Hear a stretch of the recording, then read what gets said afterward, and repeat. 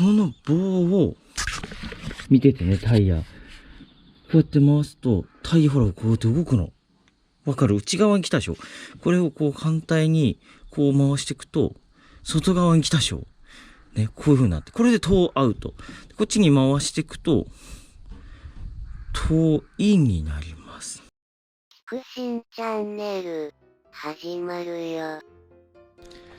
はい、おはようございます。キクシンチャンネルです。いつもご視聴ありがとうございます。本日はね、このアライメントっていうものにね、調整していきたいと思います。アライメントって何？タイヤってこういう風についてますよね。で、実はタイヤってこの見てわかると思うんですけど、これこう逆ハの字になってますよね。こんな感じね。はい。で、なんとなく前が開いてて後ろが閉じてる状態。こんな感じになってますよね。で、自動車のタイヤってこのこうだったりこうだったりこうだったりこうだったりとかってこういろいろ調整できるようになってるんですよ。こうついてるのかこうついてるのかこうついてるのかとかっていろんな風に前がサスペンションより斜め前についてるかとかっていうのがいろいろ変わってきます。でここにこうハーレーダビッドソンがありますけど、タイヤこう斜めについてますよね。バイクってこのだいたいこう斜め前についてるんですけど、これが例えば寝れば寝るほど直進安定性が高くなって、立てば立つほどクイックな動きになったりとかっていう風になります。これね、キャスター角って言います。続いてこのタイヤの角度がこうついてるのかこうついてるのかこうついてるのか、これをキャンバー角って言います。で、タイヤがこうついてるのかこうついてるのかっていうのを、等って言います。等角ね。はい。っていうので、これを調整することによってその直進安定性向きなのかコーナリング向きなのかっていうのをある程度こう自由自在にね変えれるようになってるんですよね。で、実は変えれる車と変えれない車があります。じゃあブブはどうなのかっていうと、ブブはですね、このキャンバー角っていうあっちまっすぐだとして、それに対してこの角度こうかこうかっていうのは実はこのサスペンションの長さで決まってきます。サスペンションを短くしていくとタイヤがだんだんこういう風になります。サスペンション長くしていくとタイヤだんだんこういう風になります。これによってキャンバー角を調整できます。調整できますと言ってもサスペンション自体を交換するしかないんですね。で、車高調整式サスペンション、車詳しいことだったら分かるんですけど、全長調整式って言ってこのサスペンション自体の長さをこう交換できるサスペンションもあるんですけども、あんまり数は多くない。特にバイク用はちょっと数が少ないですね。原付用なんていうとほぼなくて、で非常に金額も高いものになるので、全長調整ではない普通のサスペンションがついているので、このキャンバー角ね、こうハの字なのか逆ハの字なのかみたいなのはこのサスペンションを交換することでしか変更できません。じゃあさっきバイクみたいにこのキャスタ角をどう変えるかっていうと、キャスタ角はね基本的にはこれは調整できませんね。そのキャンバーとキャスター3つアライメント要素があるんです。ホイールのタイヤの取り付け角度を変えれるね。それのうちブブで基本的に調整で変えられるのは等角っていう、その前に対してこうなってるのかこうなってるのかっていうやつね。これは変えていけます。はい。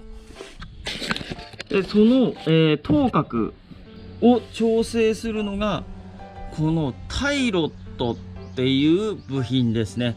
これね、ステアリングラックって言ってハンドルを回すとこれが右に行ったり左に行ったりして、ここのタイヤの切れ角が変わってくるんですけども、その先にこの調整するネジがついています。タイヤのね、こうなのかこうなのかこうなのかこうなのかっていうのを決めていきます。こうもちろん水平垂直っていうのもあるんですよ。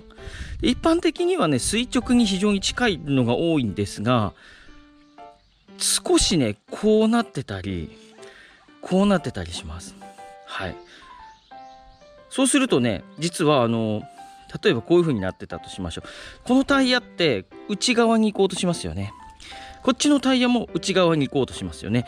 その内側に行こうという力が打ち消し合いあってまっすぐ走るっていうことになります。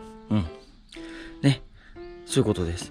逆にこういう風にしたとも外に行こうっていう力が両方働くので、やっぱりまっすぐ行こうとします。もちろんまっすぐであればまっすぐ行きます。で例えばこうちょっとは右に曲がってたとしても、これをいう風に走っていくときにこうさらに打ち消し合ってハンドルがこういう風に自動的に曲がってそれぞれ打ち消し合ってまっすぐ走るようになります。こうハンドルがねセンターがちょっとずれてる車とかあるじゃないですか。はい。それってどっちかのタイヤがこうなってたりこうなってたりすることで打ち消し合ってこうは進まないので、これが進む時にこういう風になるんですよね。でまっすぐ走ろうとするので、そうするとハンドルがセンターが勝手にこっちにずれてきます。逆に例えばこうなってるとこういう風に走るのを力がこう打ち消し合ってこうぐーっとまっすぐってまっすぐ走ろうとするので、ハンドルのセンターがここにあったらこっちにハンドルがちょっとずれちゃってる。それってねこうアライメントがこうちょっとこっちがこっちだったりこっちがこっちだったりこっちがこっちだったりこっちがこっちだったりすごい3次元に動くので、それのちょっとずれが生じてる場合は、そういう風になります。で私の軽トラね、今あっちにありますけど、私の軽トラもハンドルのセンターが思いっきりずれてるんですけど、それはアライメントが狂ってるんじゃなくて、ハンドルをこうつけた時に違うノッチでつけてしまったからなので、アライメントに大きく影響してるわけではないです。でブーブーさん、パッと見一般的にこう遠いんだと直進安定性が良くなり、でトーアウトにするとコーナリングが非常にレスポンスが良くなるよっていう風に言われてて、遠いに持ってったらもしかして少しフラフラとか直進安定性良くなるんじゃないのかなと思って今回それにチャレンジしていきます。じゃあどういう風に調整するかってことなんですが、タイロットっていう部品、ここね、ここの距離をこの車軸に対してタイロットが前にある車両の場合、ここを短くしてあげることによって遠いに調整できていきます。いろんな測り方があって調整方法があるんですが、今回は角度何度っていうところまできっちりやろうというわけではなくて、まっすぐ走ればいいので簡単な方法でやっていきます。車をねこの段ボールに乗せます。ちょうどホイールのセンターにこの印が来るようにして、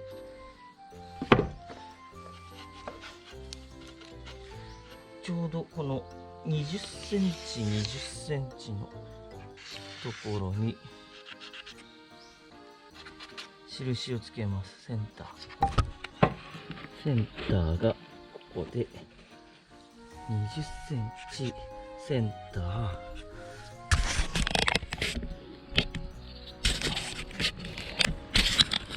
そしたらね、ここのさっきつけたマークとこの線とここを測っていきます。105.3。はい、こっちがね、遠いんなんだ、だいぶ。107ありますね。はい、フロントタイヤ、こうあります。で、こっち進みます。こっちの長さが、105.3 でした。こっちの長さが107センチでした。つまり、こっちが少なくて、こっちが多いでしょっていうことはタイヤはこうなってます。これはいわゆるトーインという状況です。見た感じはこうトーアウトになってます。こういう風になってたり、逆ハの字切ってたりするから、トーアウトに見えたんですが、実はトーインでした。もうちょっと安定だからトーアウトだったのがトーインになればもしかして大きく変わるかと思ったんですが、現状トーインです、すでに。なんですが、この距離をもう少しね詰めて、もうちょっとトーインをつけてやろうと思います。せっかくのでなのでね、大幅に行ってみようかなとも思います。白いマークあるでしょ。いじった形跡だね。うん。何回転いく ?1 センチぐらい行こうか。はい、せっかくなので、ここからここまでの距離をね、測っておきましょう。今、19センチってとこだね。こっちね、逆ネジになってます。こっち側はね。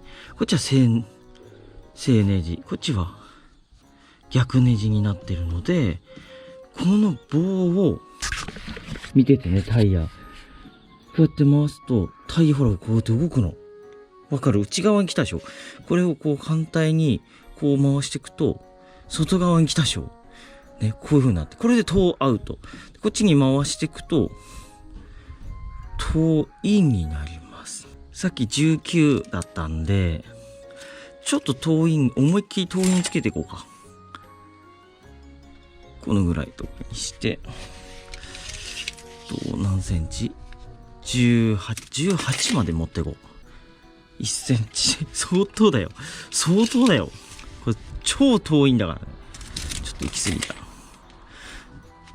反対もやるからね。はい。だいたいね、こっちも1センチぐらいね、ちょっと詰めてみました。OK。よいしょ。よいしょ。なんかサイドブレーキリリースできなくなりました。この紙に合わせましょう。ここ。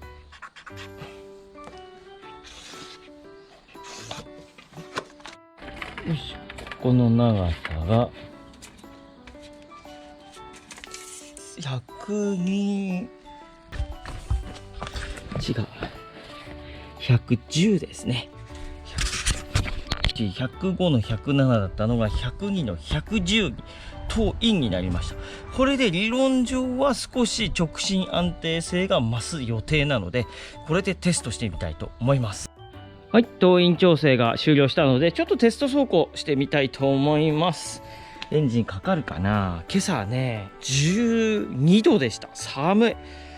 もう布団がさ、毛布しか準備してなくてさ、もう急に寒くなってきたからやばいね。エアコンもう使わないわ今年。よし、エンジンかかるかな。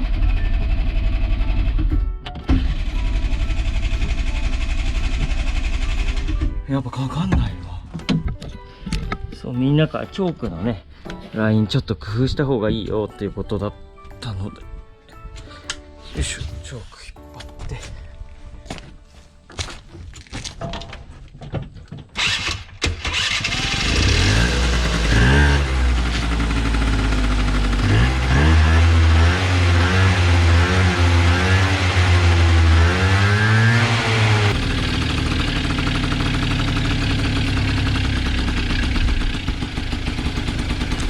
調子はいいね。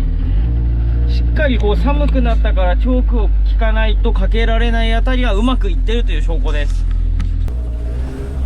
ちょっとね、転がり抵抗が大きくなった気がするんだよね。うわ、なんか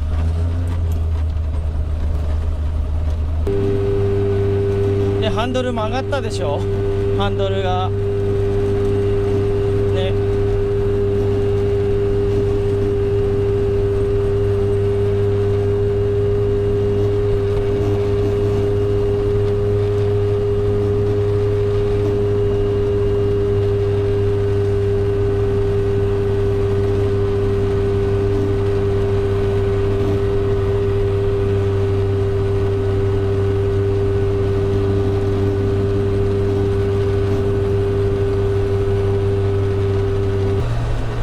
ハンドル切った時だよね。あ、切った時はいいわ。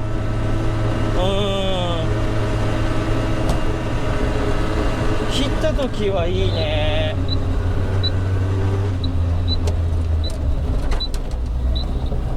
この切ってから戻す時、ここが安定してる。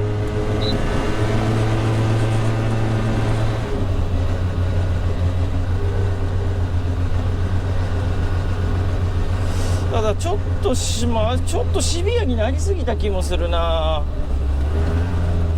ハンドルまっすぐだとまっすぐは走るよね。ちょっと右に曲がってるかな。でも悪くはないわ。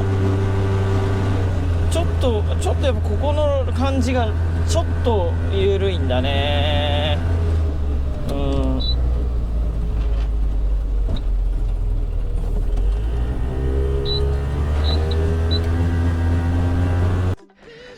はい、というわけで走ってまいりました。